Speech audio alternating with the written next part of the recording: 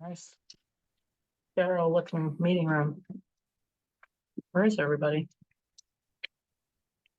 11. I know, but they have it set as though people are going to show up. Glen Ayers is talking. Episode. This occurs very late in the election.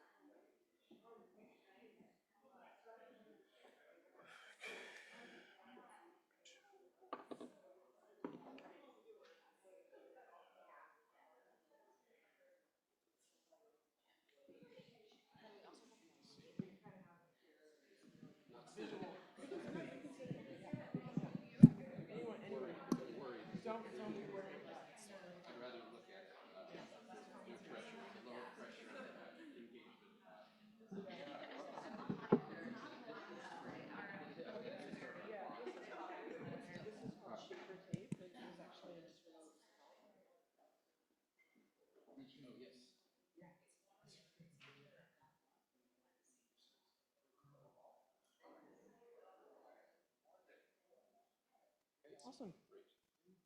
That's so great. It doesn't matter where do you want to sit? I'll sit here. Okay. I'm gonna stand here. Yeah, exactly. And then I can grab the chair. So we'll, back up and we're going to have thorough and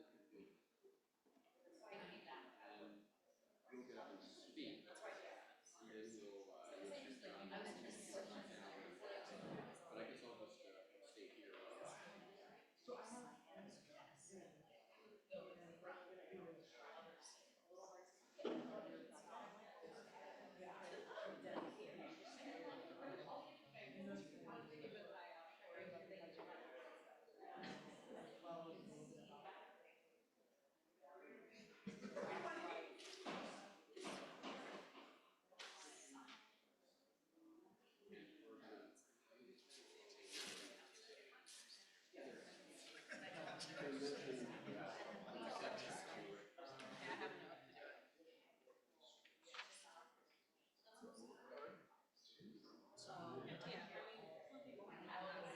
If you're trying to move forward and the clicker doesn't move, that's okay. I'll enable it from over there and then you can move forward. Okay.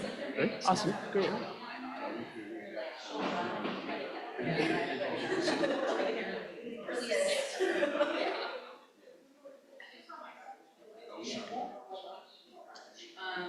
Two of them are in me. All three of them probably have.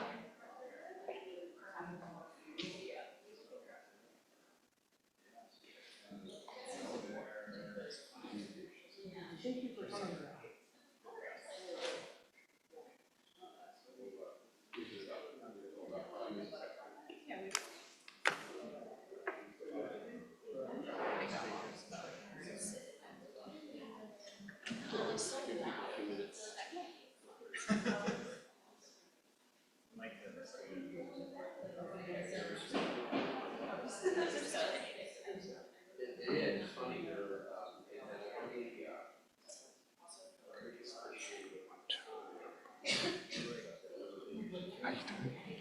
Good to see this mic.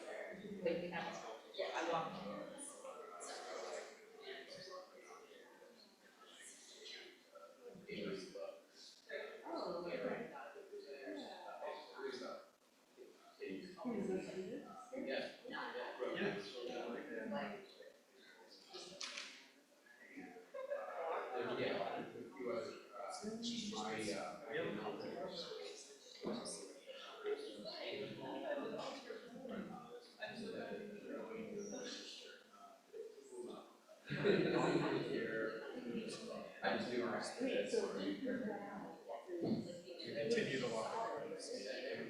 Let's call it. It's on the right side. Let's call it. Basically, there's a house with lights across here.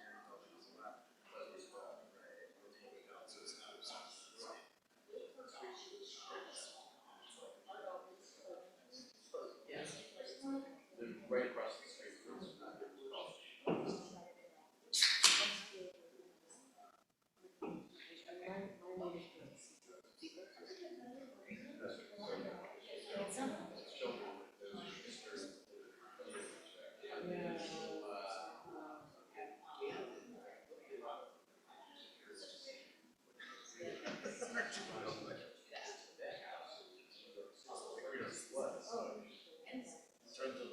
Continued on and then Third Street.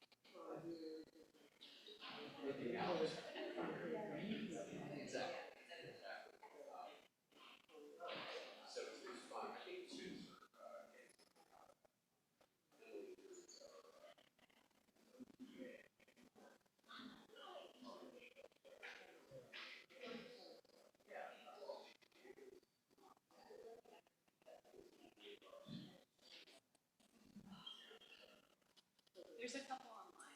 I thought that I think so, yeah.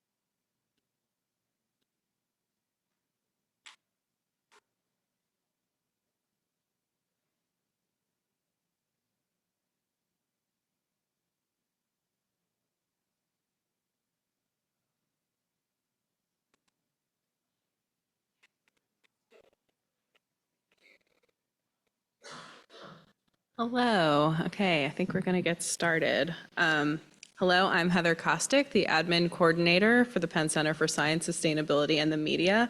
Welcome to our last spring event, To Understand a Tree, a conversation with artist Gina Siepel and Dr. Michael Mann. I'm going to introduce Gina and Michael today. Gina Siepel is an interdisciplinary artist, designer, woodworker based in Greenfield, Massachusetts, Pocumtuck land. Their artist practice reflects an engagement with place, history, queer experience, ecology, and their work integrates conceptual concerns and craftsmanship with a focus on wood as a natural and cultural material. You see that they brought an example today. Gina's works have been shown in museums and galleries nationally. She's currently a McLeish Field Station Artist in Residence at Smith College and a 2023 recipient of a Teaching Artist Cohort Grant from the Center for Craft. Gina's exhibition, To Understand a Tree, what this event is named after, is currently on display at the Museum for Art and Wood through July 21st. And Dr. Michael Mann is the Presidential Distinguished Professor in the Department of Earth and Environmental Science at the University of Pennsylvania, with a secondary appointment in the Annenberg School for Communication. He's the director for PCSSM, your event host today. And Dr. Michael Mann is the author of more than 200 peer-reviewed and edited publications, numerous op-eds, commentaries, and 6 books, including his most recent book, Our Fragile Moment. He's also a member of the National Academy of Sciences and recipient of numerous awards and prizes, including the Tyler Prize, often called the Nobel Prize of Environmental Science. Before I turn it over to them, I also want to mention to those in Zoom land and in person that you are invited to a reception at the Museum for Art and Wood from 5 to 7 p.m. tonight. It's kind of a part 2 to our event today, and Gina will be giving a private tour, and there will be wine and food, and I think I covered everything, Katie. Yeah. And a tour. So, and Gina and Michael will both be there, and I will email this registration out to folks so that they can have the information. And with that, I turn it over to you. Thanks.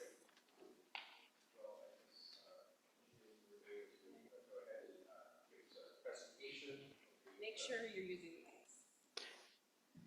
That one's turned on. Can everybody hear me? Yeah, okay.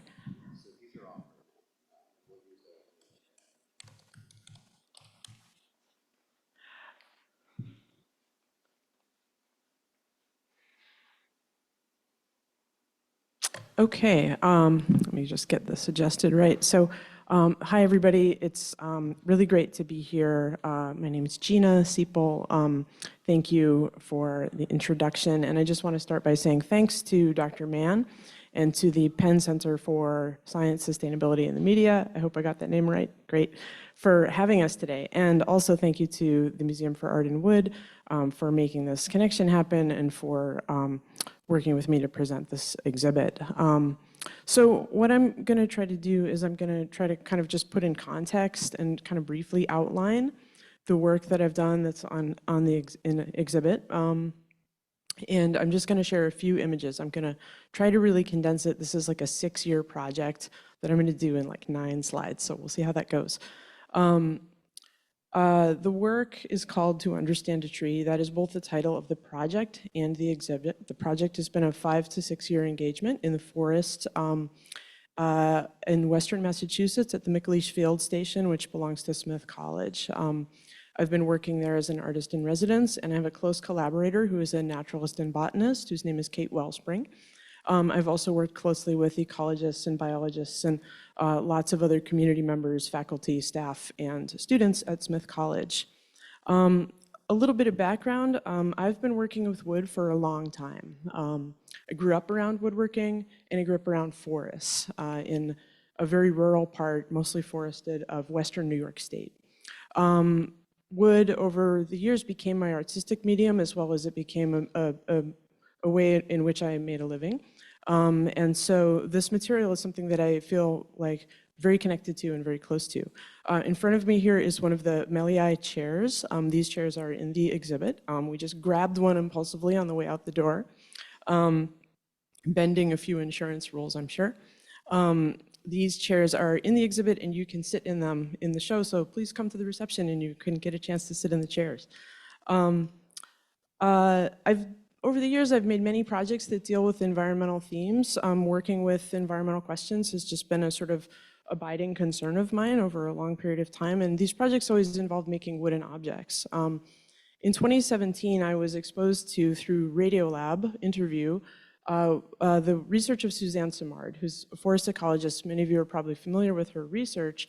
Of course, really important innovative work on the way that trees are interconnected, forest trees are interconnected with one another through mycorrhizal networks, fungal networks, sharing resources, sometimes different chemical signals with each other.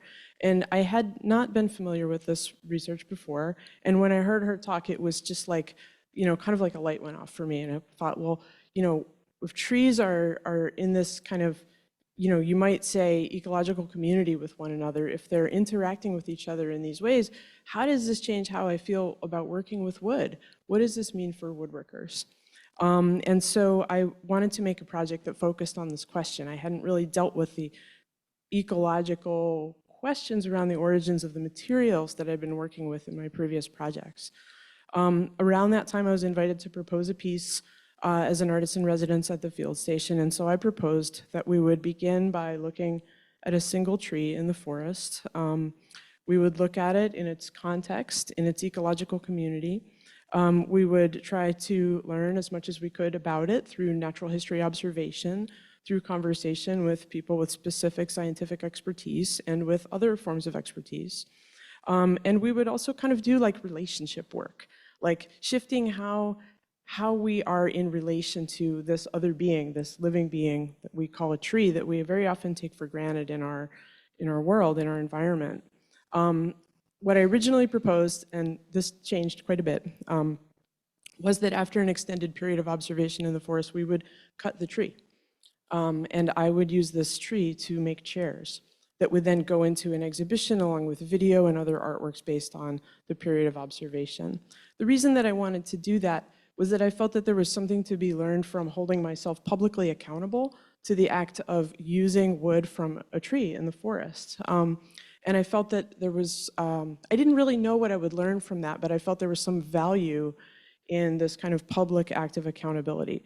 Ultimately, that changed, which I'll talk about. What you're looking at here is an image of, that is the tree that we chose. It's a northern red oak. It's about 100 years old. It's about 85 feet tall, about 24 inches in diameter at breast height, which is the standard forestry unit of measurement. This is a grid of 9 video stills made from the video that tracks the tree over an entire year. So between 2019 and 2020, I shot at the same site with the camera in the exact same position every week for a year. That video is on view in the exhibit. And I love the way none of the color is altered in this image. The light and the color just changed so much over the course of the year. So, this question of what is a community of a tree is a really broad question. So how do you explore this? The question really including also like, am I, as a woodworker and as a human being, am I a part of this? The art historian, theorist, and artist Claire Pentecost has this wonderful concept in which she frames the artist as a public amateur. And the idea is art, being a discipline that kind of is very fluid and kind of works in between a lot of other disciplines, artists have the opportunity to situate ourselves as kind of like public learners, carrying our audience along with us as we explore questions. The work that I've been doing is very inquiry-based, is very much oriented around a question, and I've really opened up this learning process, allowing myself to learn and also asking audiences and participants to sort of ask themselves these questions in the process. So this slide is just kind of reflecting some of the different engagements that we've had. So on the upper right, that was during the period where we were kind of trying to select a tree that we were going to be working with in the forest. So these are an ecologist, 2 foresters, and a naturalist that I'm working with, talking about the trees. That is actually the tree that we chose to work with.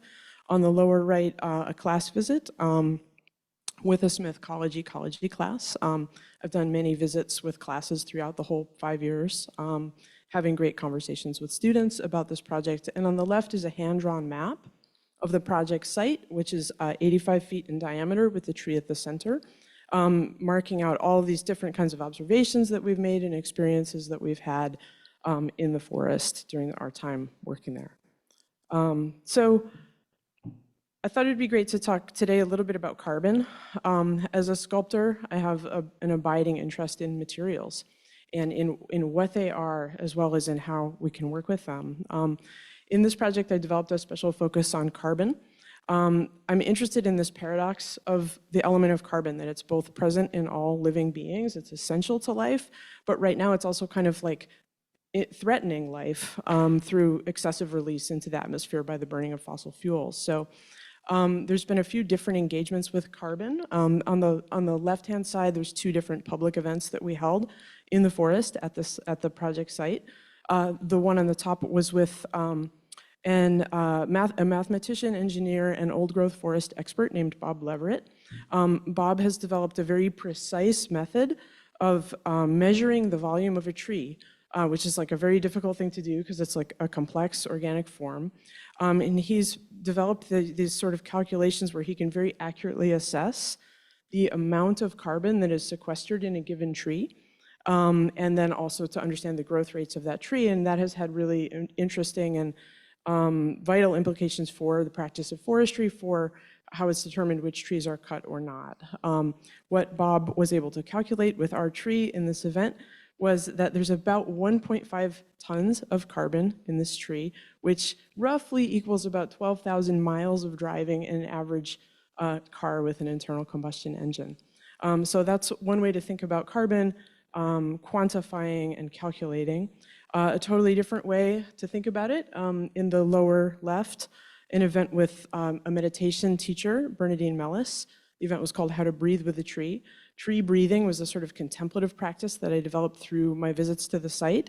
And this is an idea of thinking about breath as a kind of material reciprocity with the forest. So the idea that, as a human, I'm exhaling carbon dioxide, this carbon is being taken up by the tree and sequestered and becoming wood. And so that was really interesting to think about as a woodworker, that this material of wood is actually, among other things, it is the breath of all of the mobile animals, birds, amphibians, humans, mammals that are in the forest, including going way back. This is an 100-year-old tree, so this tree contains the breath of the last 100 years of visits by humans and animals.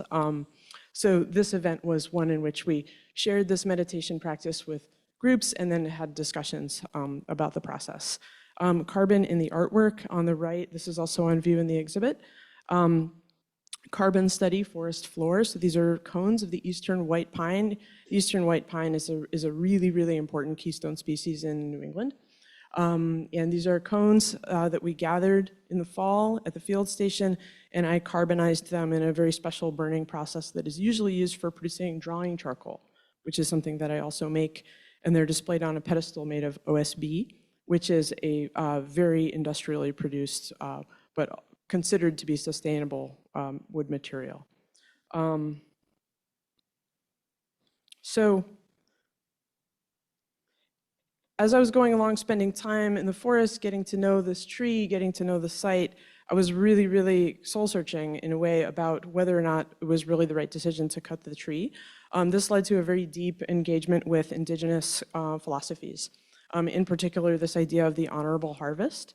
And Robin Wall Kimmerer in Braiding Sweetgrass writes about this really beautifully. I'm just going to read this quote.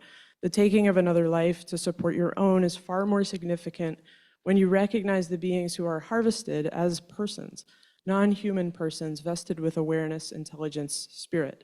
Killing a who demands something different than killing an it."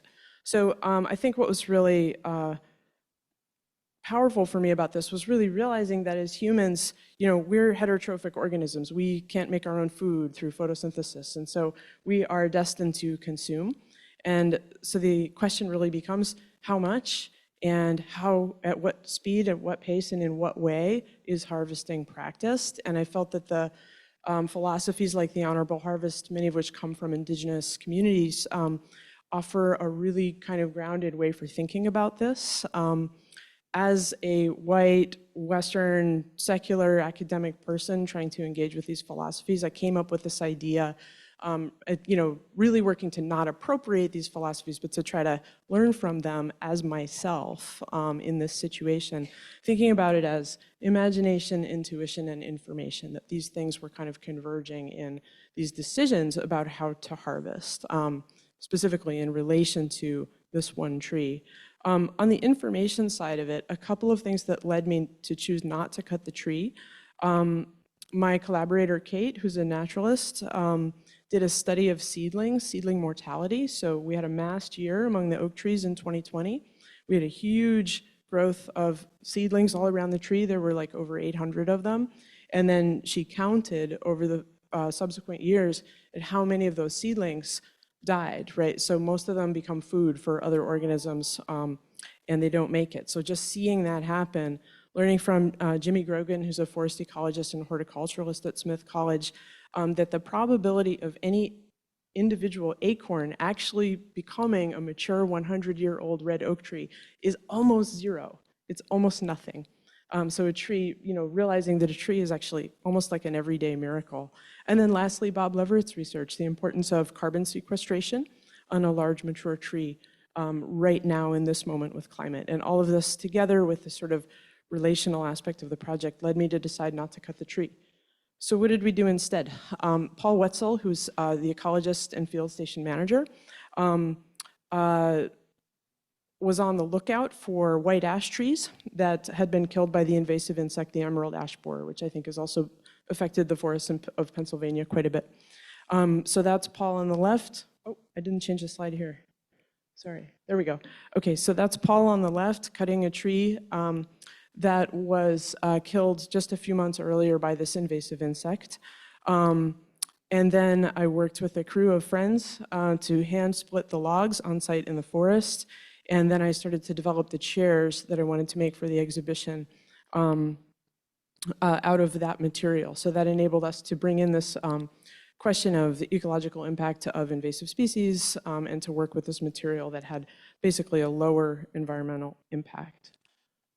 Along the way, I've been learning this very esoteric form of woodworking known as green woodworking.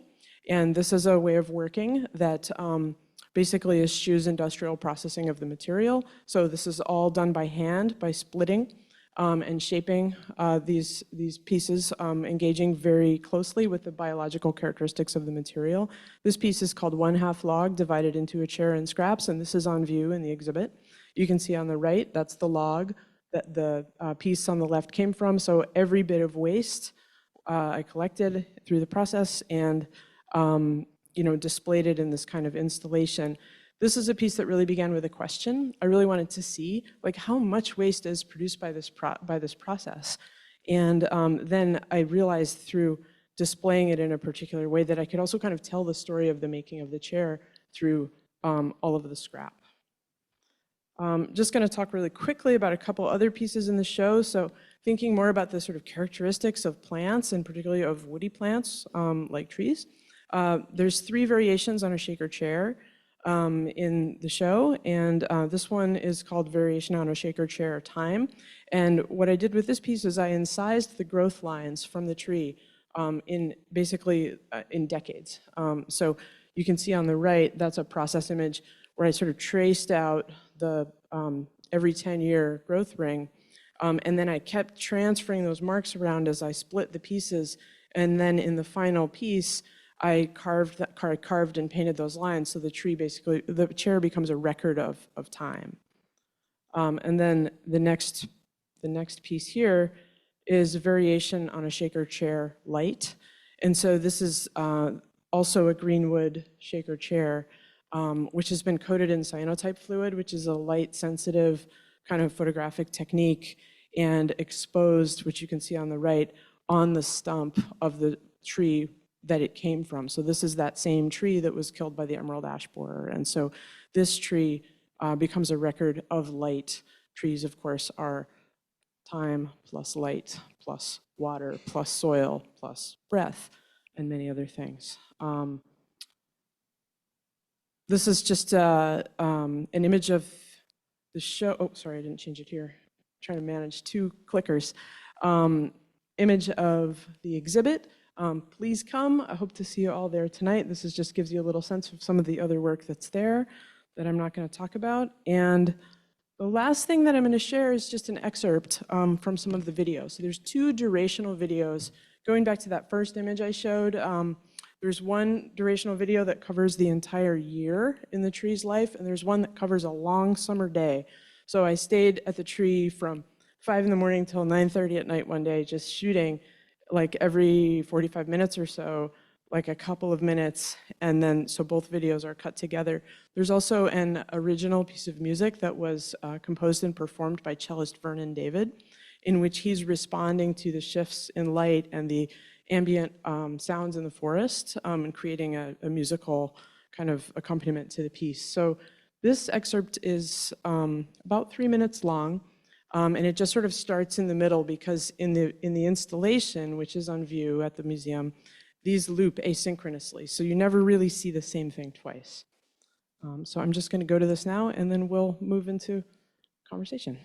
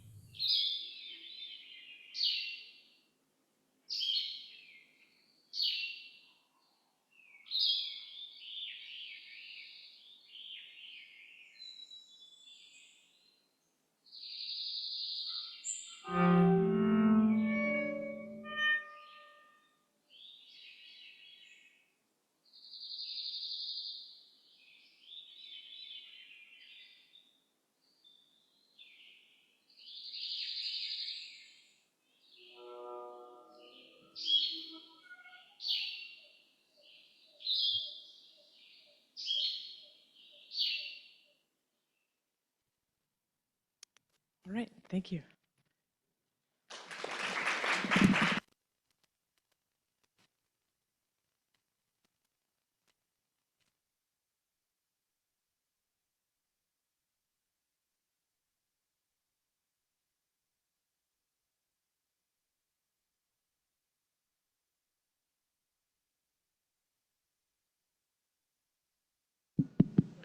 Sounds great.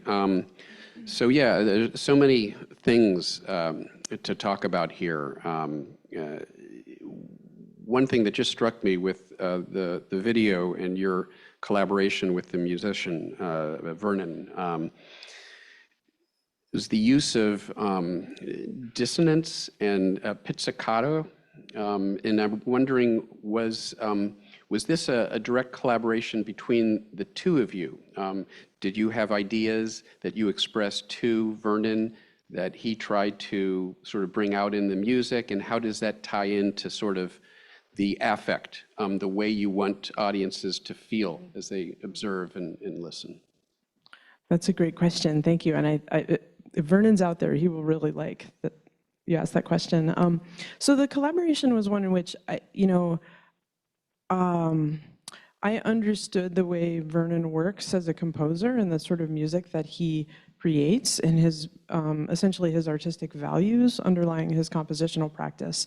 And I just knew that those would kind of be a fit for what I wanted. I was looking to so one of the things about the forest that I felt I struggled with in the video is the forest is a very multivalent experience when you're there. It's multisensory. There's smells, there's sounds, there's sight, and you're always in motion. And one of the things that I feel in the forest is that you have to constantly move around to see because the trees are kind of in the way. And when I was editing the video, I felt frustrated with the fact that it keeps you in a stable position as a viewer. And so you hear a sound and you kind of want to turn your head, but you can't because it's a video.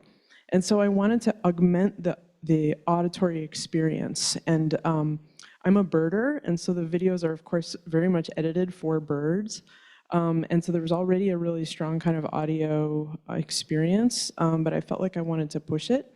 And I talked with Vernon about working within what was there and kind of bringing it out, but not creating a kind of narrative or illustrative musical environment. So then the composition, the techniques you're mentioning, the pizzicato, that was all him. Yeah. Yeah, and it's fascinating because the bird song sort of brings out sort of a positive emotive response. And that contrasts with sort of the dissonance in some of the music. And I think I think it's intentional to create that tension because after all, this work is about the tension between us and our environment and the impact that we're having on these systems. Is that something as well that... That's a great point. I don't think I had explicitly thought of the dissonance that way, but I do feel that it aligns with my experience because so much of my time in the forest was actually spent wrestling with this question about cutting the tree. And so there is a lot of tension in the piece. Exactly. So thank you for that. Yeah. No, thanks. It's funny because Gina and I, before this event, we were talking about the fact that we both have this common experience in Western Massachusetts. I grew up in Amherst, Massachusetts. I was born in Cooley Dickinson Hospital in Northampton, right near Smith College.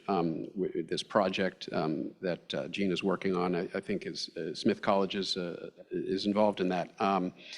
And one of the things I always thought about, because Robert Frost lived in Amherst, he taught at Amherst College. And so whenever you talk or think about the woods and the forests, to me, I immediately think about some of Robert Frost's poetry. The woods are lonely, dark, and deep. A path diverged in a wood. And so he was very much inspired by the same woods, the same forests that I experienced growing up and that you're sort of speaking to here.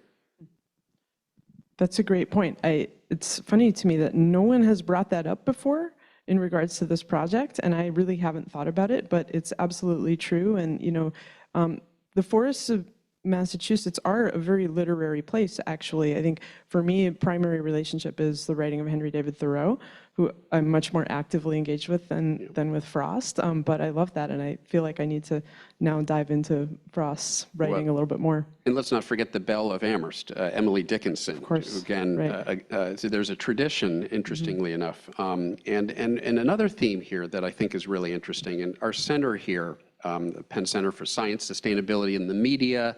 By media, we really mean communication. And what we're about is finding ways to communicate the science of sustainability to the public and to policymakers. And to me, engaging with artists and people involved in sort of emotive and affective means of communication that complement the more cerebral sort of modes of communication that scientists are typically used to and sort of constitute our comfort zone. I collaborated with a cartoonist, Tom Tolles, who was the Washington Post cartoonist a number of years ago on a book, which was a great opportunity to work with an artist to tell a story and to use the art to tell the story in a way that sort of captures the imagination. That is, some people, my colleague Susan Joy Hassel would say, sometimes the front door is locked. You want to barge in with information and data, and that's not working. So you look for these side doors, and that's where affective communication becomes so important. Music, there's a whole sort of hidden language that we're not consciously aware of, but that is implicit in music, and that's why the choices here were so interesting to me. And I was thinking about music with some of the comments you made. The seed, the fact that it's a miracle. It's like an ordinary miracle. There's a song, Sarah McLachlan, "Ordinary Miracle," was actually used in the movie Charlotte's Web. And one of the lines is, a seed knows when it's time to grow. And so that resonated very much with your comments about ordinary miracles. We are stardust, we're million-year-old carbon. The song Woodstock, perhaps more popularized by Crosby, Stills, and Nash, but it was actually written and first performed by Joni Mitchell. This idea that we are carbon, that it is our legacy. And so we are struggling with both the good and bad of that legacy. And your work speaks to that in a very profound way. I was also thinking, again, other modes of communication. Film is a very important mode of communication. And Avatar, and I don't know how many people have seen the movie Avatar. I don't know if you saw that. It very much runs with this idea that you are, that you were speaking of, that trees are sort of this network, and they interact through the root systems with other trees. There's a sort of symbiosis, and David Cameron sort of uses that as a commentary on sort of sustainability. And I won't give away the plot for those who haven't seen the movie, but through our greed and our avarice, we human beings come to this planet. It's actually a moon, but we'll call it a planet, and undermine that system, and because we don't understand the importance of those. So it was a thinly veiled commentary by Cameron about our own sustainability and the way that we're impacting our sustainability. And in the sequels, you find out that in fact we had basically destroyed our planet, and we were going to other planets now. These other media. So you've worked with the musicians. Poetry, what do you think about sort of, is there a larger communication ecosystem among and within the art community that draws upon all these different media? And are you looking for ways to interact with those people?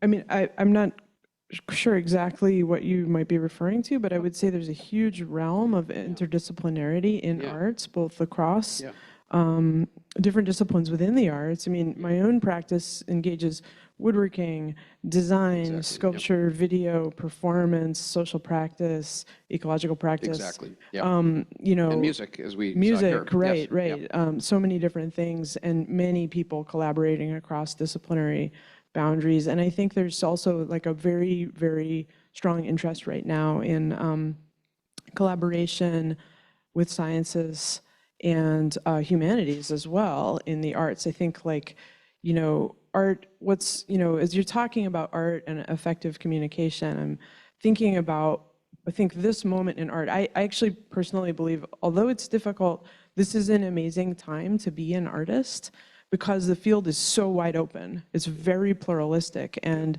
even with something like effective communication, there's so many different strategies and approaches. Yeah, that's sort of what I was getting at, that there's sort of, this larger community of people who are using different modes of affective communication, poetry, art, film, music, and even within art, there, sculpture, woodworking, and that's why I'm so pleased about our collaboration with the Museum in Wood here in Philadelphia, and this reception will be there later this afternoon, because this is the defining challenge of our time, the challenge to find a way to live sustainably on this planet. The climate crisis is central to that. And we need to draw, and we are in a battle against well-mobilized, well-funded, well-organized antagonists. And we need to find inventive ways to break through that. And I personally believe that art and humor and music, that these are some of our, I hate to use militaristic language here, but sort of our secret weapons in this battle. And let's talk a little bit about the carbon, for example. So one of the, I think you said that the tree, one of those trees sequesters in total about a ton of carbon. Bob has calculated, including the roots, branches, the Yep. trunk, it's about 1.5 tons. And then I can't remember, I have the numbers, I can get them to you, but what the yearly sequestration is for that tree. Awesome. It's great because it allows us to talk about numbers. People hate numbers. They hate, when you get sort of down in the weeds into the technical details. But this is a nice device for conveying the impact that we are having on the planet, because one of those trees, and we'll round, to an order of magnitude, is about a ton. And we are emitting about 30 gigatons of CO2 into the atmosphere per year. That is, a giga is a billion tons. Carl Sagan used to make sure that you could hear the B. That's why he would say billions and billions. So a gigaton is a billion tons. It's one with 9 zeros after it.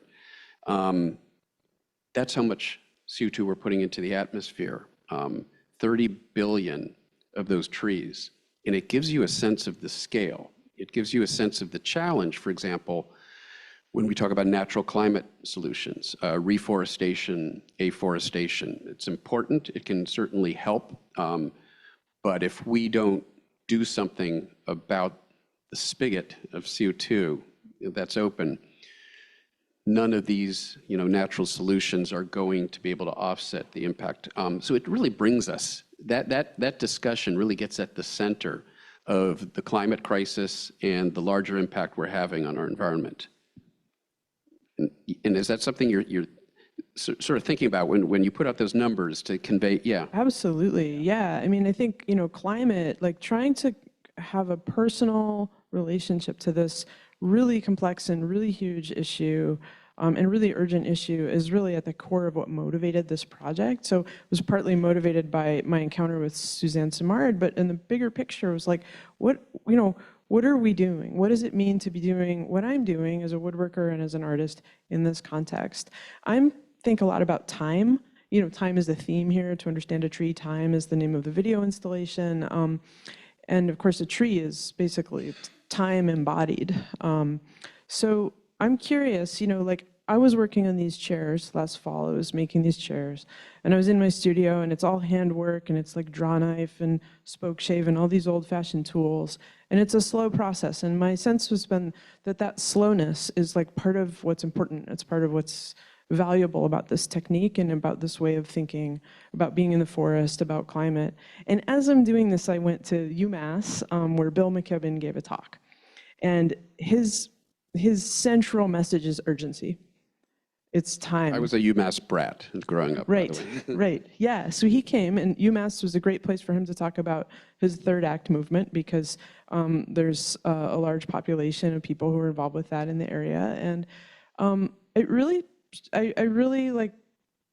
struggle with that, this question of the urgency and the huge scale of climate and the crisis, and at the same time, the sense that this slowness and this consideration is also sort of somehow part of the solution. So I'd be curious to hear your thoughts on that, Yeah. on that schism.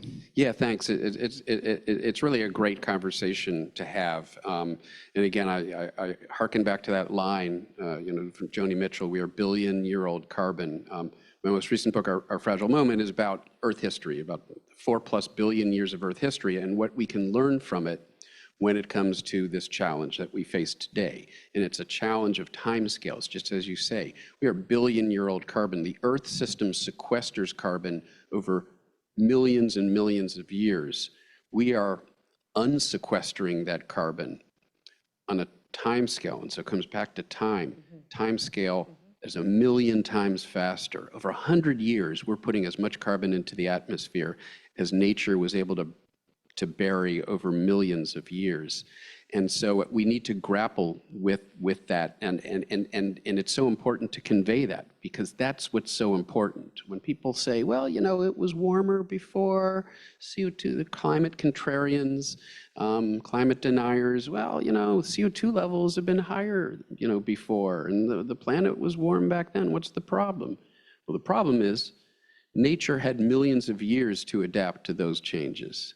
We are asking living things, ecosystems, forests to adapt to these changes 1 million times faster. And there's no evidence in the entire record that life has ever been asked to do that. And a global population of 8+ billion people dependent on the stability of infrastructure that was created in a stable climate and now challenged. Again, it's the time scale. It's so important, and I do think that you put your finger on that here. It's certainly something that I'm grappling with, and I think it relates to the question of individuality, right? So like this project uses the idea of the individual as a way to kind of ask questions that move outward into the collective or the community. But there is just this sense of like, how do we think about both time and the lifespan of an individual human, which is of course much shorter than a tree, and the meaning of our individual actions in relation to this huge problem. So I think like what you're saying about art is, I think my belief is that it's just something that can kind of like, it's like a pressure point or like an acupuncture needle. It's not to be confused with actual structural change to make art, right? But it's something that you can just kind of, bend things in a direction a little bit by opening up a conversation, and I think also by sustaining a conversation. Yeah, absolutely. And you're sort of underscoring, you're sort of preaching to the choir a little bit here. I always emphasize the importance of both urgency and agency. Yes, we have a crisis on our hands, but no, it's not too late to do something about it. And you're speaking to both sides of that, and your work speaks to both. But it's that agency, and we have agency as individuals, and we can vote, for example, and that's going to be critical in this upcoming election. This next, election, American election, will determine the future course of global climate action and whether or not that is even possible. So it comes down to us as voters turning out, but when we turn out en masse, well, then we're participating in collective action. And there's so many other ways to participate in collective action. And art speaks to that as well. Your art. Thank you. Yeah. Maybe we should, is it time for us to open it up to Q&A? And we probably got some online as well as, do we have questions online too? Just a reminder for those online, please submit your questions to the chat, and we don't have any yet, so we can take questions in person until we do. Yeah, please. Questions for Gina? Or both of us, either? Yes, please. Oh, actually, we have one in the back here, and then. You want to go? Okay. Hi, Gina and Dr. Mann. Thank you for this conversation. Gina, being a woodworker too, I also struggle with the materiality of using the wood, and oftentimes use found things that are already made that I don't have to continue destroying trees. But I know it's obvious why you might have decided not to cut the tree. But could you talk a little bit more about your struggle from, as woodworkers, that's what we're trained to do, to understand what happens to a tree after you cut it and you want to use it to make furniture or other objects. And that's part of that, all the techniques that we're taught about how to understand the material. So can you talk about having to relearn, or rethink your relationship to tree as a material for your work, and a little bit more about that struggle? For sure. Thank you for that question. And I could talk about it for a long time, and I'll try not to do that. So I hope we'll continue that conversation. So woodworkers are trained to, either cut trees themselves and process and dry the material, or to go to lumberyards and procure material.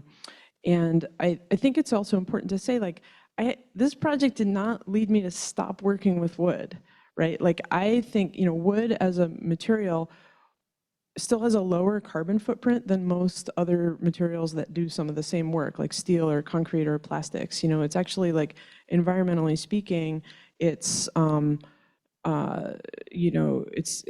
can be very helpful to work with it. The question is about how it's harvested and how much it's being taken out of the environment and how fast. So again, it's speed and scale are really the questions. So I'm very much someone who will continue to work with this material. And I also just want to say that there's been a lot of tangents of research in this project. One of my favorite tangents was asking myself, well, when did people start working with wood? What's the actual history of this? And two things I learned, and my collaborator Kate helped me learn some of this.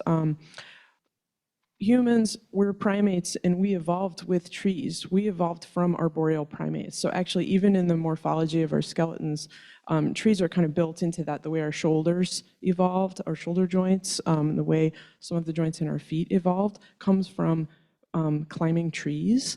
The earliest known examples of human woodworking are from Tanzania, and they were implements made by Homo erectus that show that they were actually hand-hewn. And so to realize for me that humans have been working with wood since before we were actually even humans, before we were Homo sapiens, was very, very powerful. And so I think in a way it was okay, I can put it in this black and white moral framework of, is it good? Is what I'm doing good? Or is what I'm doing bad? And I started to see what I'm doing is human, or even more than human. And so it created a different way to think through that moral framework, which I think for me, based on my personal background, was sort of Catholic morality applied to environment. So, it was okay, I gotta loosen that up. So maybe I'll just stop there, and we can talk more the technical parts of that at another time. Just a short follow-up on that, and again, it comes back to this question of time scale. Old growth forests sequester carbon over centuries of time. And so when we destroy those forests, when we burn them, when we clear them, we're taking carbon that had been buried for a fairly long time and putting it back into the atmosphere. Whereas bamboo, has a residence time of a few years. And so even within the sort of the world of trees and plants, there's a wide variation. But this is, it truly is problematic when we destroy old growth forests, and that's not what you're doing here. There was another question. Thank you so much. This is a question directed to you, Dr. Mann. Professionally and personally, it's always been my directive to help people understand how important artists are to the wider human population, to understand concepts that may, or information that may be more available to us as data. And artists bring a human scale to all of these questions and this information as well. And Gina is a perfect example of this kind of taking data that's available to us, creating data, and then filtering it through a presentation that is 360 degrees, absolutely holistic and lyrical in some form or another, but much more in a way scaled to human imagination. How, in your experience, how receptive is the scientific community to these sorts of cross-disciplinary approaches? Thanks. It's a great question, and I think the scientific community has come a long way. Back when I was growing up in the 1980s, there was the great Carl Sagan. There was his TV series Cosmos. It was one of the things that motivated me and many scientists of my generation was just the awe and inspiration from watching and listening to Carl Sagan. And he, as great a scientist and a science communicator as he was, there was a fair amount of resistance to him. The idea of a scientist being a communicator, of popularizing science, was looked down upon by many. He was ultimately not inducted into the National Academy of Sciences, despite the fact that his work clearly merited that. And many people feel it was because of sort of some combination of jealousy and just this idea that it is untoward for scientists to engage in popularization. A great scientist, that's changed quite a bit. I think part of what has changed it is the attacks on science and scientists. And it's something I can speak to out of personal experience, but it's something now that many scientists have experienced in the modern era, where, simply because our findings are inconvenient to some powerful vested interests. And there's a whole generation of scientists who sort of came of age during this hostile era where science has been, in certain areas of science in particular, have been under ideologically and politically motivated attack. And I think that has awakened the scientific community to the fact that we are, again, sort of getting back to a point I made earlier, we are in this monumental battle against forces of misinformation and disinformation and anti-science and unreason. And it ties into larger themes of autocracy and fascism. We are in this truly epic battle right now. And science is a real threat to those that we are in battle with, because it is about facts, because it is objective. And so we need as many allies as we can find in this battle to win the hearts and minds of the public and policymakers. And the way to the heart isn't necessarily through data and graphs and charts and the currency of science itself. It's through these various modalities that we use to communicate the science and its implications. And so I'm certainly, I mean, obviously, I very much embrace the philosophy that we need to work with a wide variety of messengers and with people in the art and music and film community.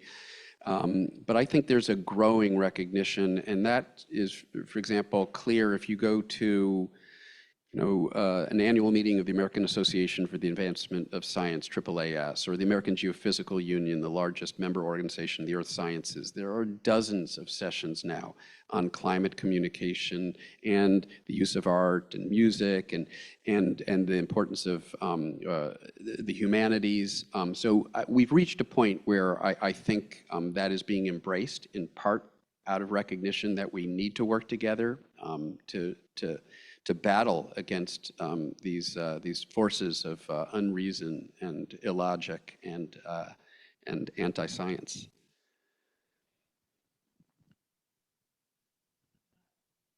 Oh, sorry, am I back? Yeah, okay.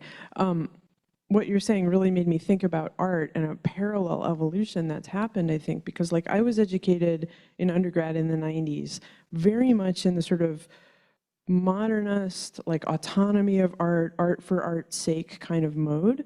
And I think at that time, like I was also involved with environmental issues and different forms of environmental work. And I was really interested in this sort of like this kind of practice, but art, I felt at the time like the climate change was happening and all of these big issues were happening, and I felt like I'm over here, you know, focused on these like formalist issues in art, and it's being kind of the same kind of value system of like, this is a separate realm and it has to be on its own and retain that kind of that status. And I felt as a young artist, like I couldn't see it. I couldn't quite just stay there. I couldn't just be with that. And I think art has really shifted in this direction as well, which is why we are here right now. It's a testament to, yeah, and as you were making those comments, I was thinking about the fact that, you know, that scientists have traditionally found themselves under attack, you know, during fascist movements, and so have artists. And it's not a coincidence, because both of us, and especially working together, have an ability to influence the hearts and minds of, you know, the people, and that's what we're trying to do. I think it's influence, but it's also just asking questions. I think, like, to me, the thing that most closely links art and science is that this idea of like practices that are oriented around asking questions and then like really honestly pursuing the answers, you know, and that's part of what's really threatening about these realms. Yeah, I mean, there's a reason that we have a School of Arts and Sciences here at Penn, and of course the School of Communications, equally important, and I have the luxury of being able to be involved in both. Heather, do we have any questions online? We have one question in the chat, but it is after 1, so we would need to keep the response brief. Great. This question comes from Paraplu Studio. As conscious woodworkers, we are searching for meaningful collaborations with insightful artists like Gina and change agents like UPenn. My partner and I were wondering, is there a way, an app, Google Map, etc., of consciously finding and selecting responsibly harvested wood? We do not think it exists outside of the word of mouth, but can those in attendance continue this conversation to the future and start to spin up real solutions in concert?